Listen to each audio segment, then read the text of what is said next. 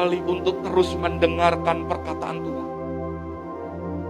Saya tanya Tuhan, kan mereka ya tiap hari ke gereja, tiap hari mereka bisa melayani. Bukan pelayanan, bukan hanya sekedar kegiatan agamawi, bukan sekedar sesuatu yang hanya terlihat sebuah aktivitas, tapi Tuhan mau setiap kita menjadi orang-orang yang mau mendekat dan terus mendengar perkataan Tuhan. Ketika Tuhan sampaikan itu, saudara, saya hanya berkata, Tuhan, kenapa itu menjadi sesuatu yang penting?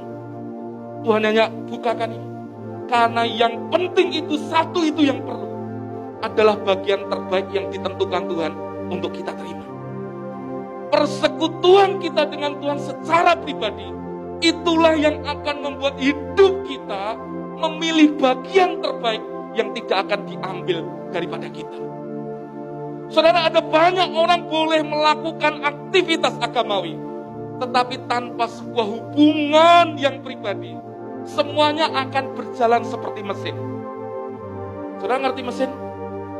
Mesin itu kalau diceklek, engine-nya dibuka, langsung muter aja gitu. Tapi nggak ada sesuatu yang menggerakkan hatinya, nyawanya. Hanya sesuatu yang berjalan dalam rutinitas. Sesuatu hanya berjalan dalam rutinitas. Saudara, nggak kita sadari hari ini kita sudah di bulan November. Sebentar lagi kita masuk bulan Desember, kita tutup tahun ini juga. Pertanyaan saya hari ini buat kita semua, apakah kita termasuk menjadi orang-orang yang terus mendengarkan perkataan Tuhan? Saudara, Maria sepertinya melakukan sesuatu yang mungkin orang lihat kok dia hanya duduk diam dekat kaki Tuhan dan terus mendengarkan. Sedangkan Marta, saudara, dia sibuk melakukan banyak hal.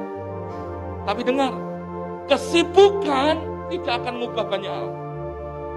Satu hal yang saya tangkap ketika Tuhan bicara tentang ayat ini, Bapak Ibu Saudara yang bekerja, Bapak Ibu yang hari ini punya usaha, Bapak Ibu yang punya hari ini semua pekerjaan, baik toko, buka toko, atau mungkin Bapak Ibu jadi karyawan, dengarkan ini. Jangan sampai waktu kita dalam satu hari yang Tuhan beri dalam hidup kita, sampai kita melupakan satu hal yang perlu, itu mendengarkan perkataan Tuhan. Saudara, satu hal yang saya tangkap ini, kalau nurutin golek duit, cari duit, kita dikasih waktu 48 jam pun gak akan pernah selesai-selesai. Tangkap ini. Tetapi kalau kita hari ini mengambil waktu dalam setiap waktu untuk kita terus mendengar perkataan Tuhan, dengar, ada sesuatu yang nanti akan mengubahkan dan sesuatu yang akan memberkati hidup saudara dan membuat hidup saudara berbeda. Katakan amin. Saudara mengalami hidup yang berbeda? Hari ini saudara, ambil waktu secara konsisten mendengar perkataan Tuhan. Saya lihat hari-hari ini banyak orang semua punya handphone, betul nggak? Semua punya handphone kan? Bahkan semuanya hari ini sudah teknologinya canggih. Jarang kan yang punya handphone yang segede pisang kayak gini, yang ditangkap gini, segini, halo, gitu nggak ada kan? Semuanya baik-baik semuanya kan? Perhatikan ini. Di handphone ada Alkitab. Di handphone ada banyak siaran yang kita bisa buka untuk mendengar banyak hal tentang firman Tuhan.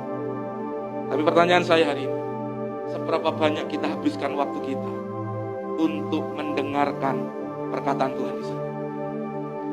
Saudara, survei membuktikan waktu manusia dalam 24 jam habis hanya buat dengan gadget dan teknologi.